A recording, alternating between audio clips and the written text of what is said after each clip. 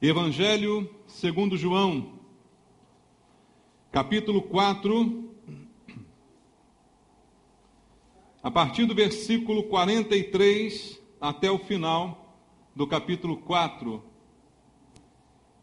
Vamos ler a palavra do Senhor, que diz: Passados 2 dias, partiu dali para a Galiléia, porque o mesmo Jesus testemunhou que um profeta não tem honra na sua própria terra.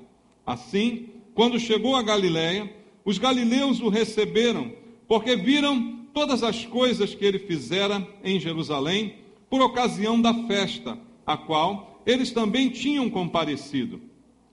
Dirigiu-se de novo a Caná da Galiléia, onde da água fizera vinho. Ora, havia um oficial do rei, cujo filho estava doente em Cafarnaum. Tendo ouvido dizer que Jesus viera da Judéia para a Galiléia, foi ter com ele e lhe rogou que descesse para curar seu filho, que estava à morte.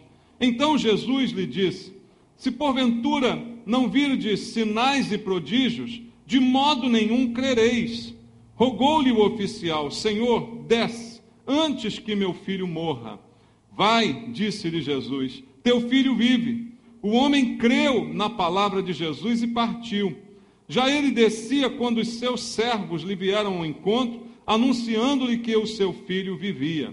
Então, indagou deles a que hora o seu filho se sentira melhor. Informaram: ontem, à hora 7ª, a febre o deixou. Com isto, reconheceu o pai ser aquela precisamente a hora em que Jesus lhe dissera: teu filho vive. E creu, ele e toda a sua casa. Foi este o segundo sinal que fez Jesus depois de vir da Judéia para a Galiléia. Amém. Senhor meu Deus, obrigado pela palavra que nos foi entregue, Senhor. Obrigado porque o Senhor deixou para nós um registro de tudo aquilo que foi feito para a nossa fé, para o nosso alimento, Senhor, para a nossa edificação espiritual. Só a Tua palavra tem esse poder, é ela que pode matar a nossa fome espiritual. E é o que eu te peço essa noite, Pai, nos serve da Tua palavra, para que saiamos daqui fortalecidos, edificados, alicerçados nesta rocha, inabaláveis, Pai. É o que eu te peço, meu Deus, orando aqui junto com os meus irmãos. Fala conosco pelo Espírito Santo e por misericórdia, usa a minha vida com unção, Pai, para que eu possa ministrar a palavra, que barreiras sejam quebradas, barreiras mentais, resistências, caiam por terra, para que nós possamos ouvir a Tua voz nesse lugar. Oramos por isso em nome de Jesus. Amém. Graças a Deus. Podem sentar, irmãos. Amados, eu falo muitas vezes à igreja a respeito da fé, e é verdade bíblica o que diz a palavra de Deus, que sem fé é impossível, todo mundo já conhece, não é? Impossível agradar a Deus. E o versículo diz que é necessário que aquele que se aproxima de Deus creia que Ele existe e que Ele se torna galardoador, ou seja, presenteador daqueles que o buscam. Diz também a palavra de Deus num versículo que eu não me canso de repetir, que a fé vem pelo ouvir, o ouvir da pregação. Ou seja, aquilo que é necessário para agradarmos a Deus, não vem de nós mesmos, não é produzido por nós, não é produzido por nenhum de nós, então chegamos diante de Deus, aqui está a fé que temos, que nós produzimos. Não é assim. A Bíblia diz que a fé também é dom de Deus, e ela vem pelo ouvir da palavra que o próprio Deus tem proferido a nós através da pregação. Então, amados, o que é o objetivo de Deus quando a sua palavra é anunciada? Além de nos dar conhecimento, edificação ou qualquer outra coisa, mas que principalmente ela produza fé em nossos corações.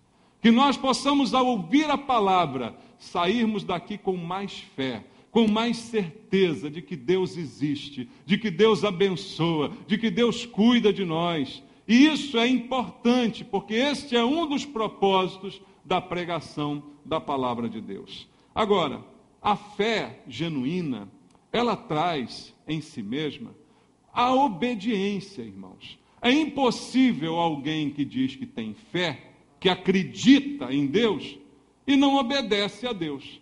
Se nós não obedecemos, é porque talvez não creiamos de verdade no Senhor. Porque quem crê em Deus como Ele é, como diz a palavra, como dizem as Escrituras, certamente vai obedecê-lo. Então, obediência é uma evidência da nossa fé, que vem pelo ouvir da pregação, mas que se manifesta através de uma vida de obediência ao Senhor. Leia comigo a primeira epístola de Pedro, capítulo 1, no versículo número 14. Olha como Pedro nos chama a igreja, como filhos da obediência. Não vos amoldeis às paixões que tinhais anteriormente na vossa ignorância. Ele diz, nós somos filhos da obediência. Nós dizemos, somos filhos de Deus. O que nos fez ser filhos de Deus? Crer em Jesus. Não é o que diz João 1,12? A fé em Jesus é que nos deu o poder de nos tornarmos filhos. Então, como filhos de Deus, pela fé, também somos filhos da obediência. É natural daquele que crê obedecer. Não é vantagem, não é favor, é da natureza daquele que acredita em Deus obedecer. E se nós realmente acreditamos, sabemos que as ordens que vêm de Deus são sempre boas para nós. Não há dúvida quanto a isso. Algum mandamento de Deus é ruim? Alguma coisa que Deus nos manda fazer não é boa? Claro que não. Porque conhecemos Deus, conhecemos a sua natureza e sabemos que o que Ele nos manda fazer sempre é bom. Se sempre é bom, não há por que questionar uma ordem de Deus. Há ou não? Questionamos muitas vezes. Por que questionamos, irmãos? Da onde vêm os questionamentos? Da onde vêm as queixas de cada um de nós? Na verdade, elas são reflexos da falta de fé, que vai desencadear todo um pensamento equivocado a respeito de Deus. Porque se eu creio, eu obedeço. Se eu creio, eu conheço Deus, sei da sua natureza. E sei que aquilo que Ele pede ou manda é sempre bom. Então, por que questionar? É só obedecer. Tem um ditado mundano que se aplica, manda quem pode e obedece. Alguém tem juízo aqui? E há alguém que pode, que está mandando? Quem pode tudo? Deus. Ele pode. E Ele está mandando. E nós precisamos simplesmente obedecer sem questionar as suas ordens. É isso que precisamos entender. A fé vai se traduzir nessa obediência que precisa ser encontrada na nossa vida. Mas o que isso tudo tem a ver com o texto que a gente leu aqui ainda há pouco? Aqui nós estamos lendo, como acabamos de ler, a história de um homem que recebeu do Senhor Jesus um milagre. Um milagre foi feito na sua vida, na vida da sua família, mais especificamente no seu filho. Esse é o homem que teve esse encontro com Cristo e saiu abençoado pela cura do seu filho. Agora, olhando para esse homem, veja o que diz o versículo 47. Tendo ouvido dizer que Jesus viera da Judéia para a Galiléia, foi ter com ele e lhe rogou que descesse para curar seu filho que estava à morte. A gente às vezes lê isso aqui muito rápido, né? Então pensa exatamente no contexto da situação. Imagina se fosse eu ou se fosse você, com um filho que está à morte. Qual seria o nosso estado emocional, sentimental, nesse momento de ir até Jesus? Seria algo agradável? Seria algo tranquilo? Ou seria algo angustiante? Posso dizer então que esse homem está angustiado? Está buscando Jesus, mas está com seu coração na mão, como a gente diz. Está profundamente triste e angustiado porque o seu filho está à morte, ou seja, a morte era iminente. Era coisa de acontecer a qualquer momento. Isso mostra que o estado era gravíssimo. Não era um resfriado, uma febrinha, uma virose. Era algo que era sério e que estava para levá-lo a qualquer momento. É assim que esse homem vai ter com Jesus. E é nessa experiência que eu queria tirar algumas lições para a nossa vida, irmãos.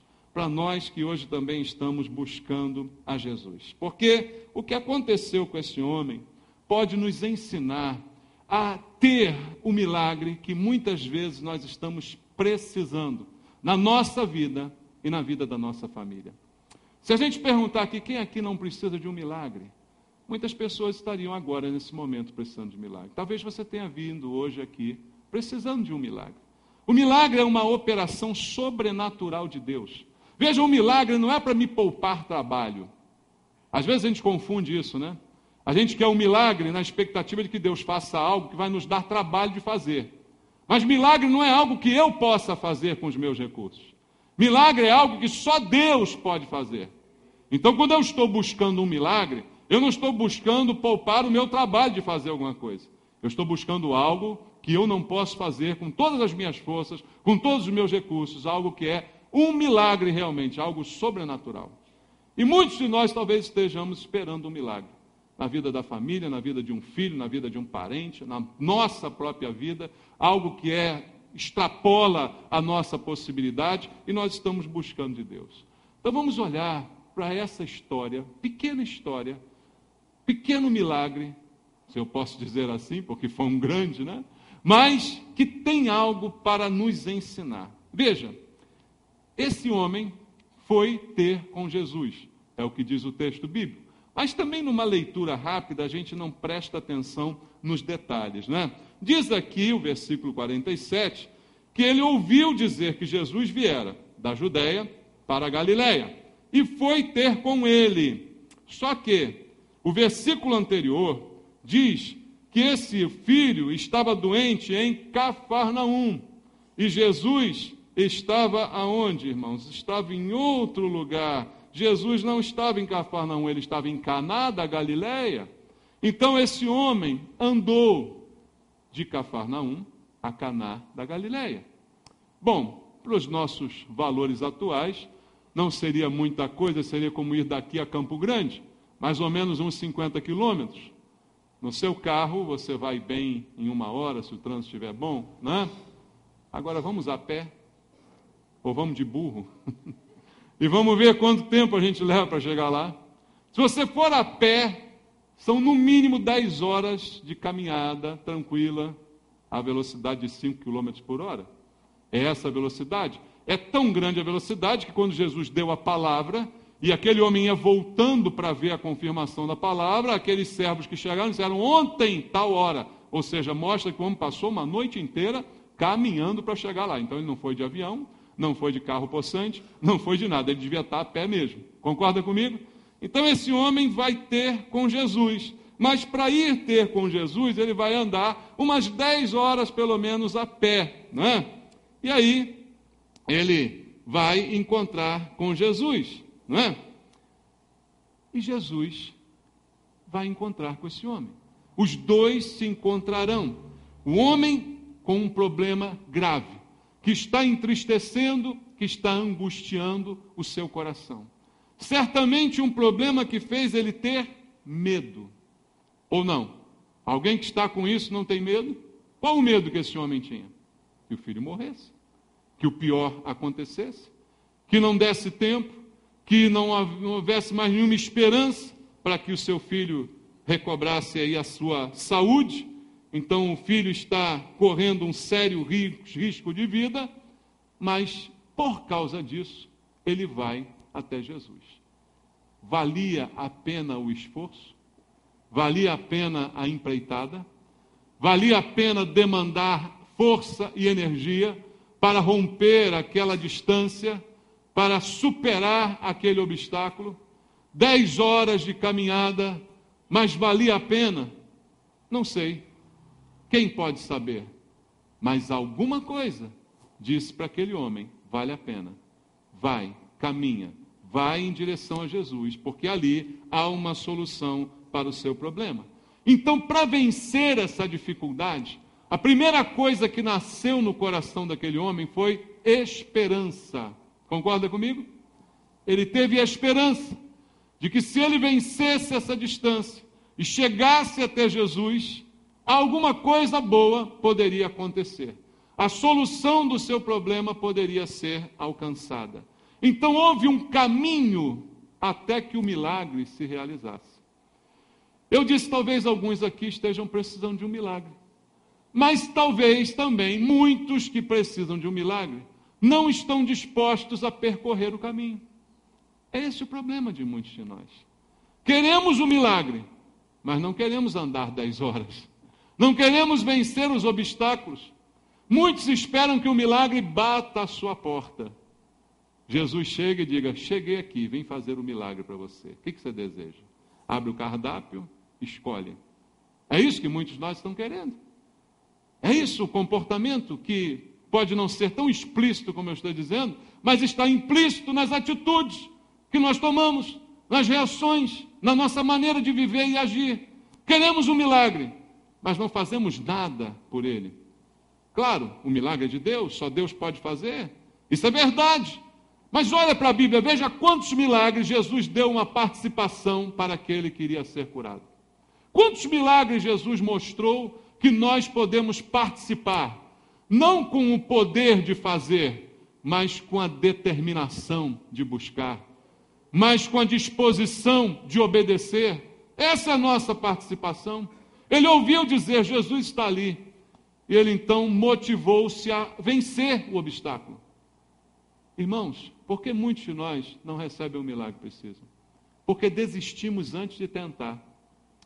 Desistimos diante dos obstáculos, das dificuldades, das barreiras.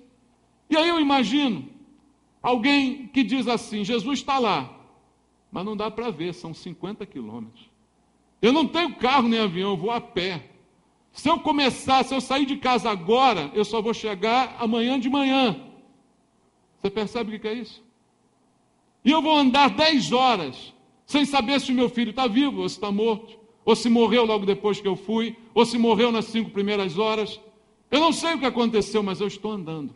10 horas caminhando com incerteza no seu coração, mas com uma esperança que o move. Entende isso? Uma esperança que move ele a continuar caminhando. Mas muitos de nós, ao se deparar com uma situação parecida, não vale a pena. E se não der certo? E se eu fizer esse esforço e não adiantar? Perdi o filho e ainda perdi 20 horas, porque eu vou e tenho que voltar. Não é assim que a mente racional de muitos de nós trabalha? Fazendo o tempo todo uma relação custo-benefício? Amados, é muito bom uma mente racional assim. A minha mente é assim, é racional. Eu faço o tempo todo custo-benefício. Mas em relação à administração das coisas, em relação à administração da igreja, em relação à administração da minha vida financeira, agora em relação à fé, não posso ter essa mente racional. Não posso ter o tempo todo uma relação custo-benefício, porque não é assim. O custo é todo e o benefício também é total. Entende isso? É completamente diferente do que há no mundo. Então não é assim que eu tenho que pensar. Vale a pena buscar a Deus? Vale a pena ir até onde Jesus está? Vale a pena vencer um obstáculo? Vale a pena romper uma barreira? A resposta é vale. Vale a pena. Vale a pena vencer. Há um caminho para o milagre que muitos de nós não queremos trilhar. A gente quer que o milagre venha até nós. Nós não queremos trilhar. Muitos de nós são como Naamã. Lembra de Naamã? Chegou na porta da casa de Eliseu e esperou Eliseu vir até fora falar com ele. Não é?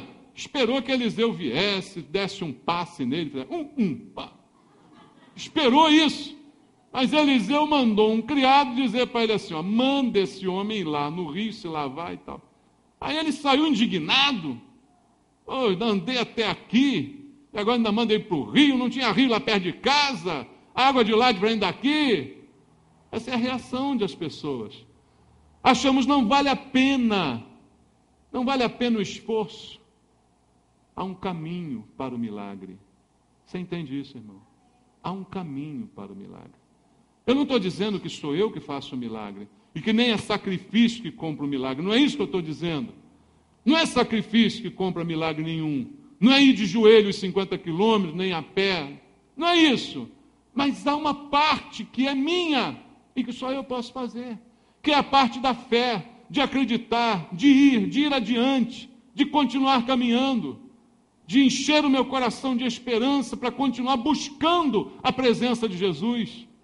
Porque o que precisamos mais na vida do que a presença de Jesus? Então eu tenho que estar com Ele. E vale a pena ir aonde for para estar com Ele, ou não vale? Vale a pena fazer o que for preciso para estar com Ele. E é isso que esse homem começa a me ensinar na sua atitude. Mas foi uma jornada de 10 horas. E não é uma jornada fácil. É angustiante. Ele já sai de casa angustiado. Pensa nessa caminhada, irmãos. Pensa nos conflitos. Na nossa vida não é diferente. Enquanto o milagre não acontece, você acha que não vem uma pontinha de incredulidade no coração de qualquer um aqui? Não vem um medozinho que tenta se estabelecer? E se não der certo? E se morrer? E se perder? Isso vem, e certamente deve ter vindo sobre a vida desse homem. Qual a expectativa dele fazendo essas 10 horas de caminhada? 10 horas, o que você faz em 10 horas? Andando, pensando em quê? Pensando em quê? O que passava na cabeça desse camarada? Com um filho morrendo. Será que morreu? Será que está vivo? Será que vai dar certo? Será? Certamente foram 10 horas de ansiedade, 10 horas de angústia, 10 horas de medo. E para voltar, mais 10 horas. E eu te pergunto, ele voltou com a cura? Não, olha para a história, não voltou, ele voltou com uma palavra. Jesus disse, vai, teu filho vive.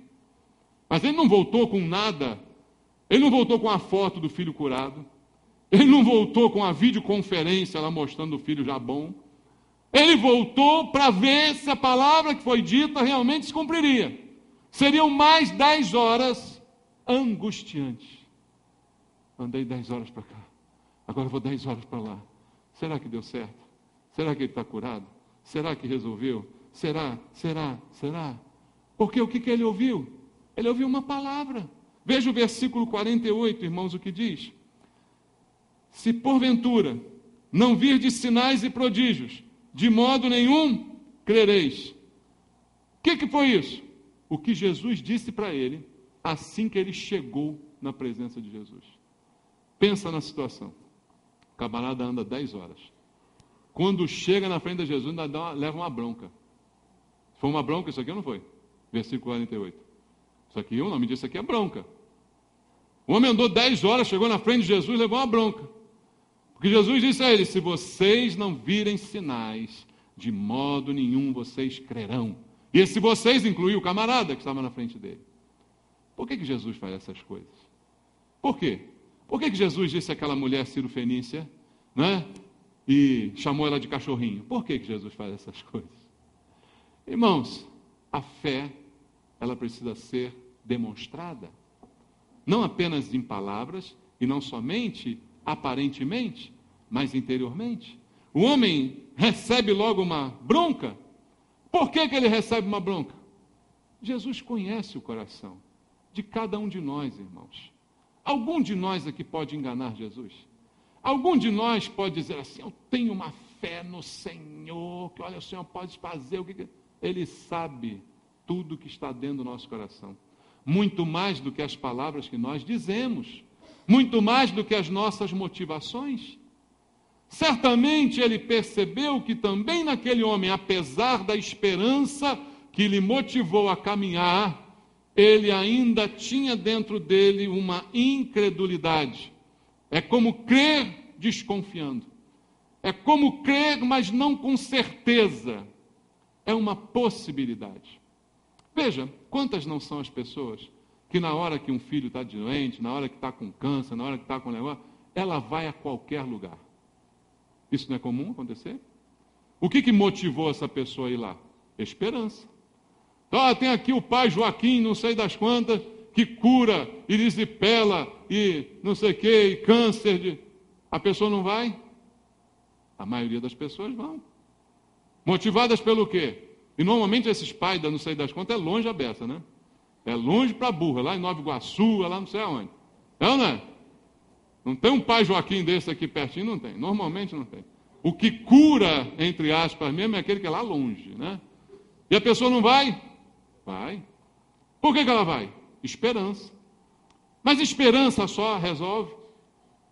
A definição bíblica de fé é a certeza das coisas que se esperam e a convicção dos fatos que não se veem. Até ali o homem teve esperança e nisso ele pode ser um exemplo para nós. Nisso podemos reter o que é bom, porque muitos de nós nem têm esperança.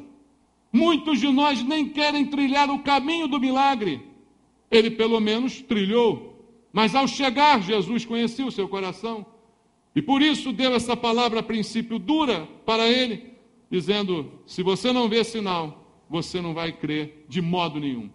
Porque a tua fé é no que você vê. E é um perigo essa fé no que a gente vê. Sabia disso? É um perigo fé no que vemos. A fé genuína, como diz a própria definição que eu acabei de citar para você, é convicção dos fatos que não se veem. Ter fé naquilo que eu estou vendo não é fé. E o pior, é com aquilo que eu vejo que Satanás me engana. Quem já foi macumbeiro aqui? Levanta a mão. Poucos? Talvez você já tenha visto muita coisa na macumba, como eu vi.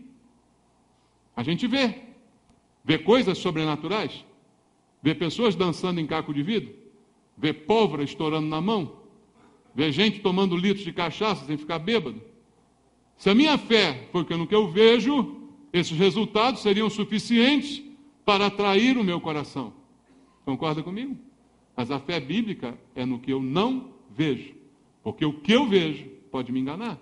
E Jesus disse para aquele homem que a fé dele era assim: se ele não visse alguma coisa, de maneira nenhuma ele creria. E é um perigo quando a nossa fé é dessa maneira, irmãos. E quando esse homem respondeu a Jesus, ele aí abre realmente o coração para dizer o que está lá dentro. Versículo 49 diz: rogou-lhe o oficial: Senhor, desce antes que meu filho morra. Ele não quis nem saber do que Jesus disse para ele. Ele não quis nem saber. Ele logo revelou a sua única preocupação, a cura do seu filho. E ele diz, rogando, implorando: Senhor, desce. Vamos parar com essa conversa, Senhor, se a minha fé no que eu vejo, se a fé no que eu não vejo. Eu não quero saber disso. Eu quero ver o milagre. Não é assim que muita gente às vezes está na igreja? Pastor, fica essa conversa aí de fé, se é assim, se é assado. Não importa se é assim, se é assado, se é superstição, se não é. Eu quero é cura. Eu quero é solução. Não importa se é o diabo que está dando, se é o Valdomiro. Eu quero é cura. O que eu quero é isso. Não importa de onde vem. Eu quero é que aconteça. É o que as pessoas hoje estão dizendo. É o que as pessoas estão sentindo. E esse homem, ao responder Jesus, revela isso. Ele roga, ele implora, mas ele diz: Senhor, desce depressa. A gente está perdendo tempo com essa conversa aqui, Jesus. Desce antes que meu filho morra. E aí? Revelou o seu medo, o seu receio. Ele andou essas 10 horas com esperança, mas com profundo medo. Se ele tivesse andado as 10 horas com fé, ele não tinha medo do filho morrer. A fé não dá lugar para o medo. A fé não é a certeza. Ele não teria medo do filho morrer. Ele podia ficar conversando com Jesus há horas e horas que o filho não ia morrer. Ele tem certeza. É ou não é? Mas não. Ele tem medo. Ele está com dúvida. Ele está com receio. Diante da possibilidade da perda de alguma coisa preciosa. Irmãos, como é que a perda tem um poder de revelar quem nós somos? É impressionante como as perdas têm o poder de mostrar quem realmente somos cada um de nós. E onde está a nossa fé? Ele tem medo. Mas há uma qualidade nesse homem. Há uma virtude. Como diz a Bíblia, vamos ver e reter o que é bom. Há uma virtude. Porque mesmo com medo, ele fez alguma coisa. Fez ou não fez? Saiu de casa e venceu as 10 horas. E alguns de nós? O que somos muito melhores do que aquele homem. Sabe por que nós somos muito melhores? Porque nós conhecemos Jesus. Porque nós temos o Espírito Santo que ele não tinha. Porque nós temos a fé que nos foi dada pelo autor e consumador dela. Nós somos muito superiores a esse homem, concorda? Mas nós, às vezes, não fazemos o que esse homem fez. Ficamos com medo. E é porque estamos com medo, não fazemos nada, não saímos de casa, não buscamos a Deus, não vamos para a igreja, não buscamos irmãos, não viemos orar, porque estamos com medo. E a gente não se mexe, porque o medo imobiliza. E é isso que tem acontecido com muita gente. Então, o que nós temos feito diante das nossas perdas ou diante das possibilidades de perda? Às vezes a perda não aconteceu, mas só o fato de achar que eu posso perder, pronto, já estou desesperado. Só a sensação de que o pior pode acontecer já traz o desespero para a gente. O que a gente tem feito? O que nós estamos fazendo para afastar o mal da nossa vida? Qual a nossa atitude, qual a nossa reação? Nisso a gente poderia imitar esse homem. Sabe por quê, irmãos?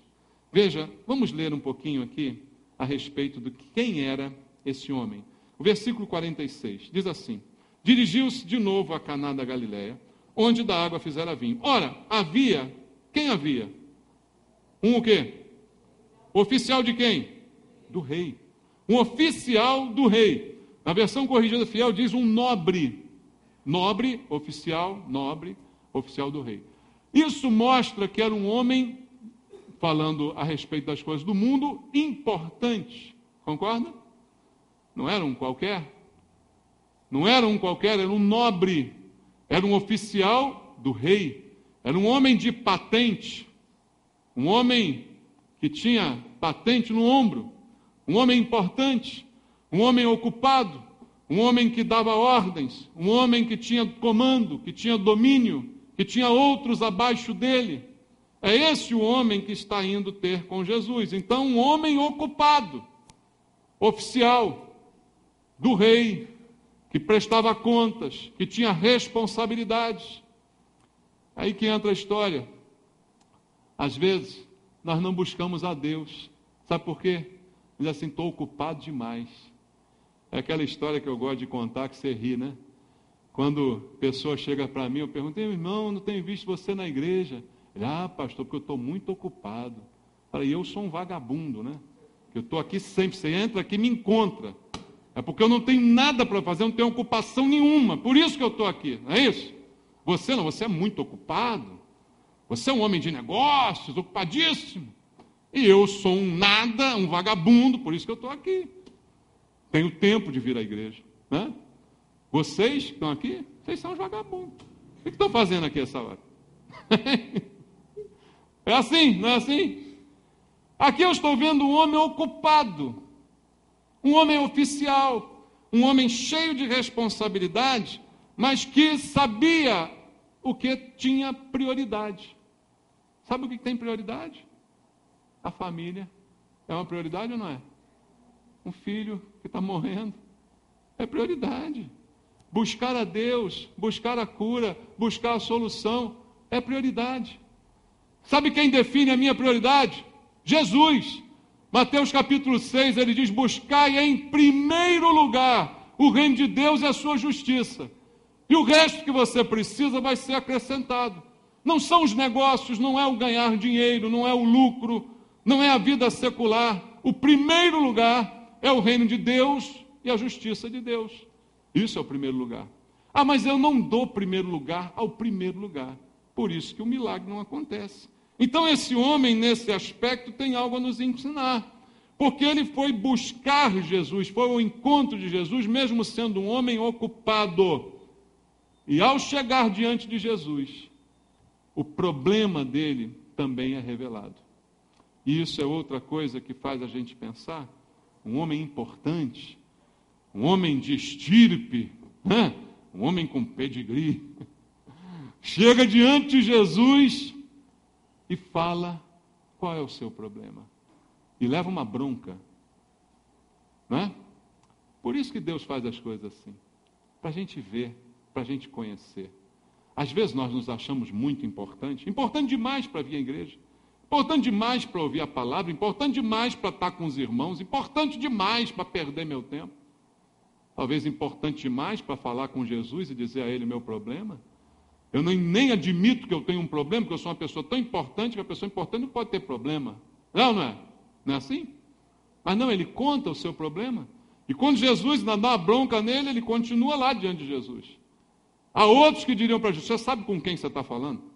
Você sabe com quem você está dizendo isso? Eu sou oficial do rei.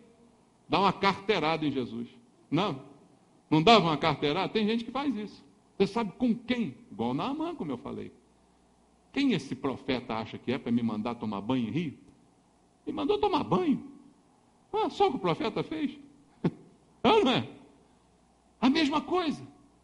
Mas o homem, ele está disposto a mostrar o seu problema e a esperar a solução do Senhor. Mas o que é mais importante da gente aprender no lado bom desse homem é que ele foi buscar ajuda. Parece tão simples, irmãos. Mas existem pessoas que mesmo na igreja não buscam ajuda. Sabia disso?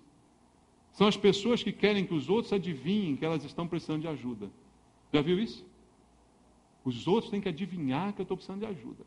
Se não adivinharem é porque eles não são espirituais. Ainda tem essa, né? Tem que adivinhar.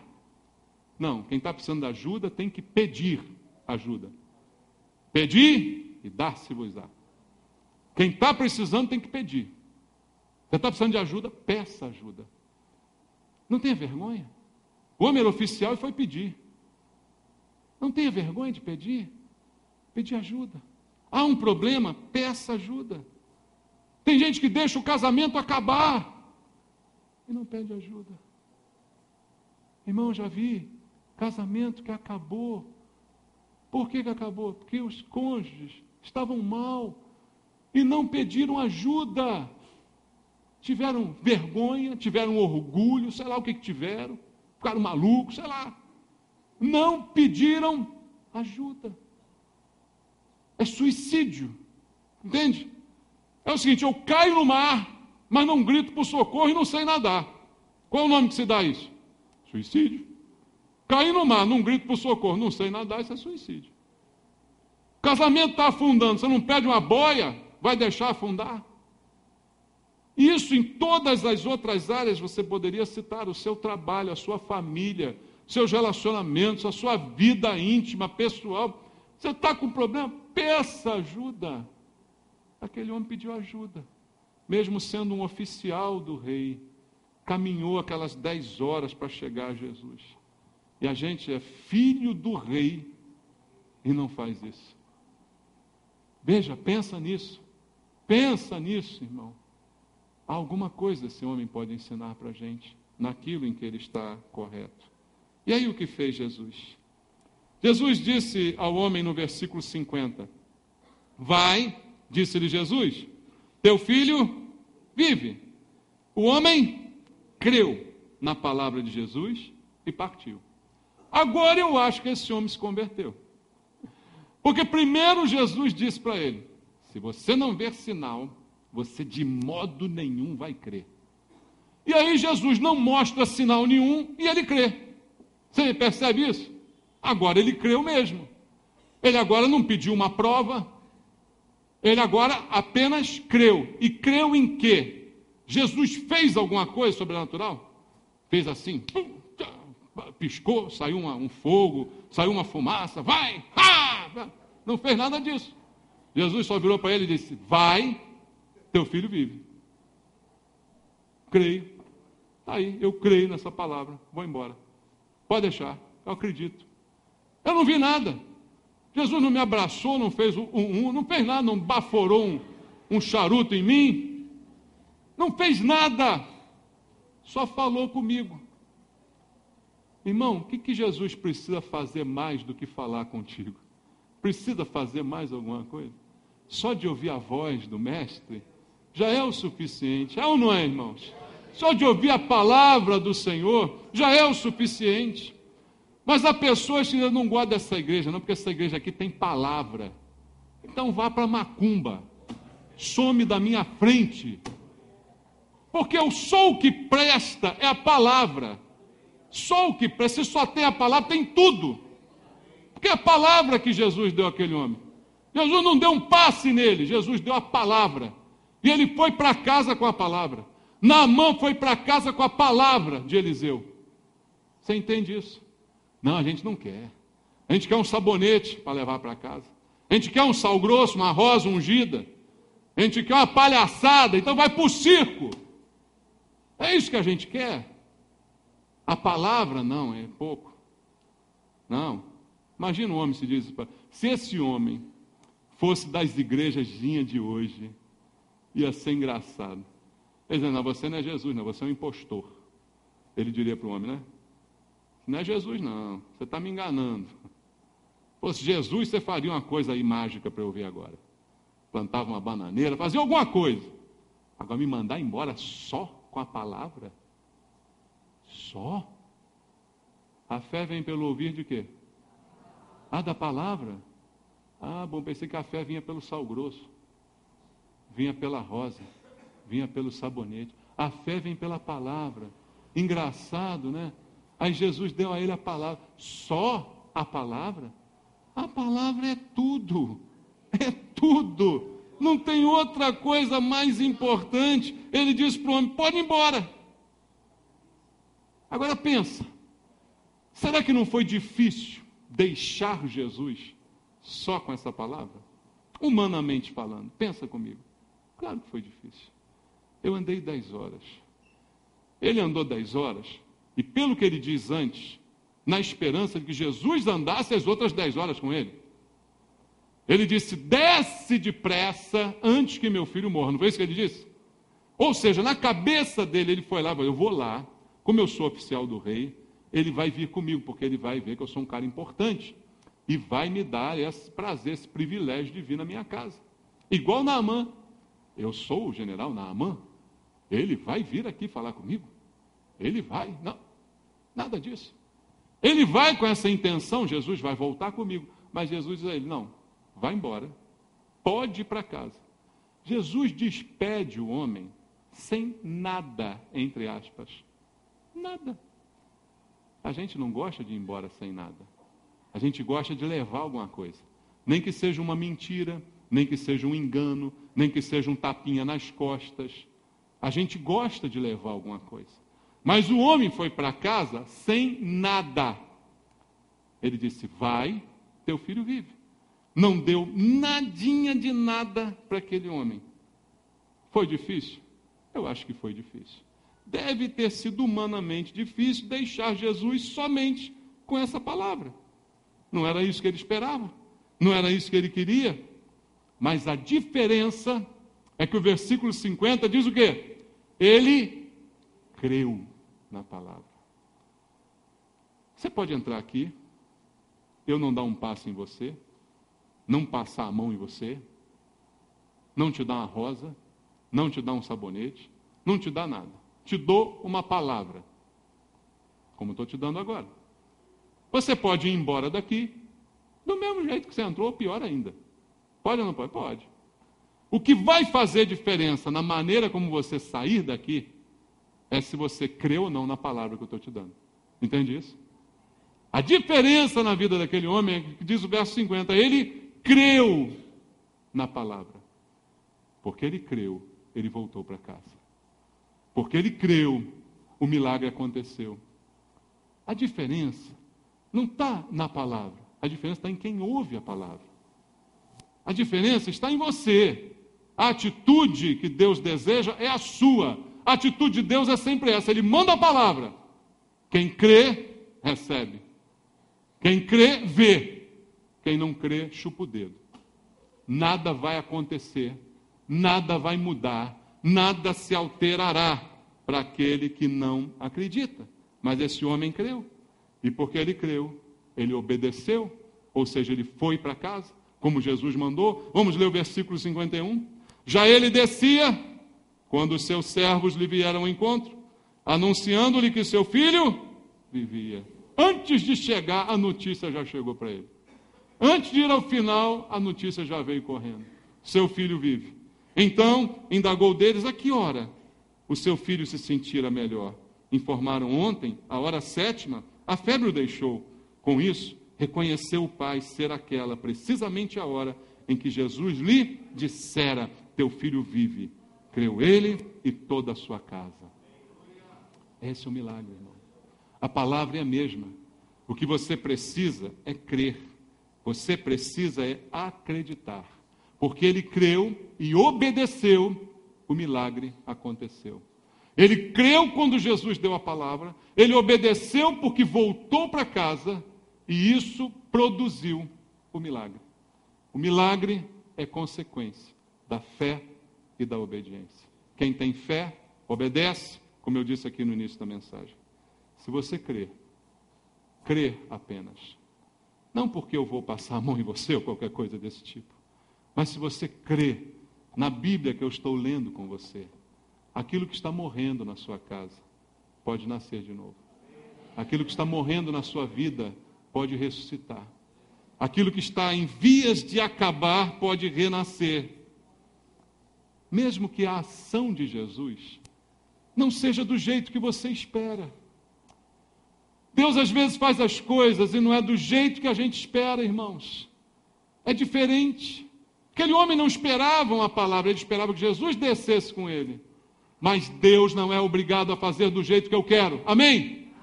Deus não é obrigado a fazer como eu quero. E bom que Ele não faça, porque Ele sabe muito bem o que é melhor para mim. Muito melhor do que eu mesmo. Você crê nisso?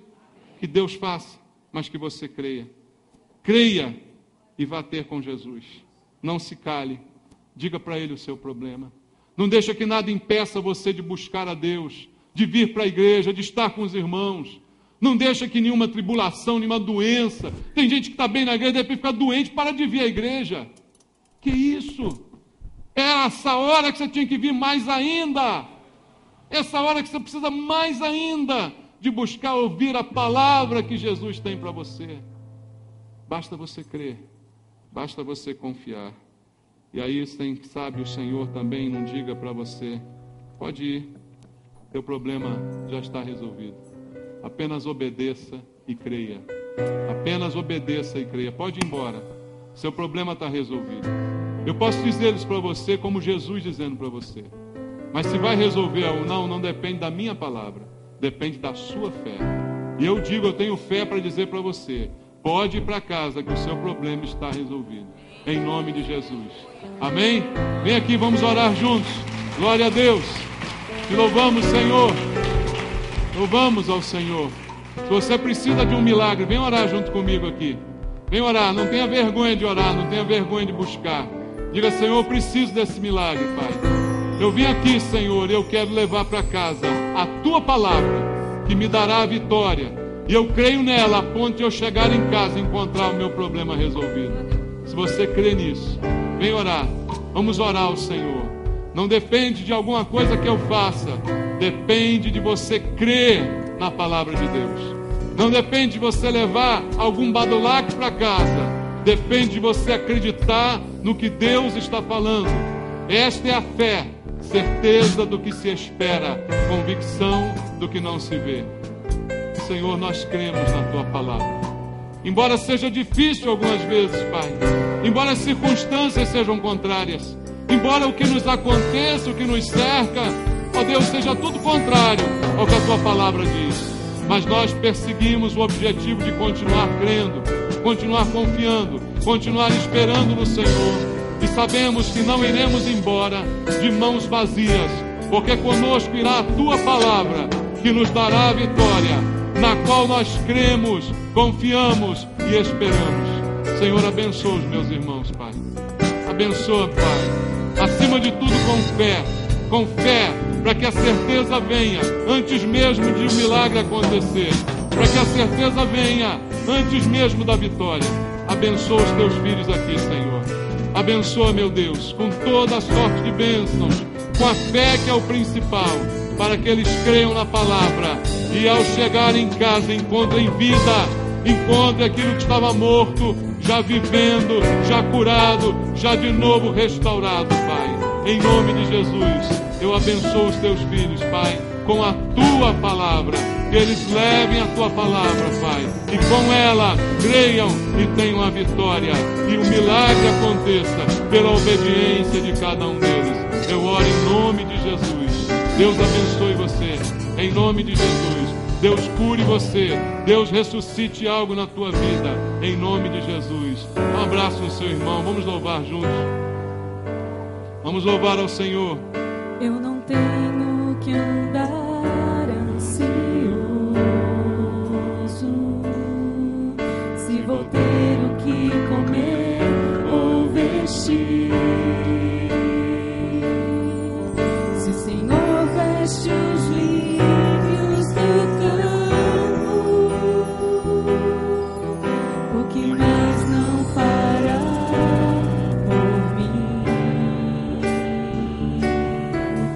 Eu não tenho que andar preocupado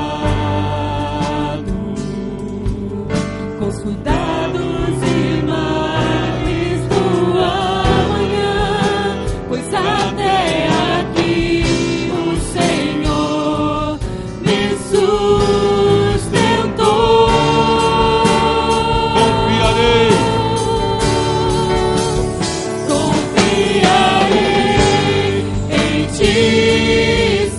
Senhor, minha esperança está em Ti. Não há maior prazer do que saber que o meu Deus cuida de mim. Eu não tenho que andar ansioso.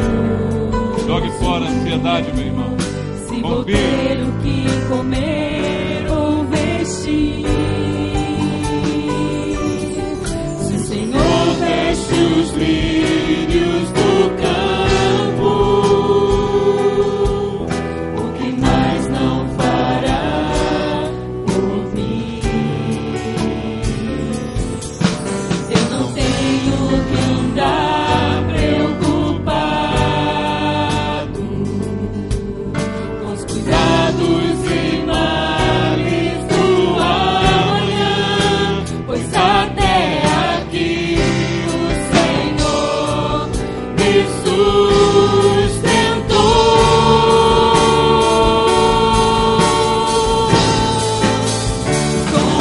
Confiarei em Ti, Senhor, minha esperança está em Ti. Não há maior prazer do que saber que o meu Deus cuida de mim. Meu futuro está seguro em Tuas mãos. Não importa as circunstâncias, permanecerei firmado nas promessas que o Senhor me fez. Confiarei em Ti, Senhor, minha esperança está em Ti. Não há maior prazer do que saber que o meu Deus cuida de mim. Confiarei. Oh, confio em Ti, Senhor. Confiamos, Pai. Minha esperança somente em Ti, Senhor. Não há maior prazer do que saber que o meu Deus cuida de mim. Confiarei, Senhor. Em Ti. Confiarei, Senhor. Confiarei em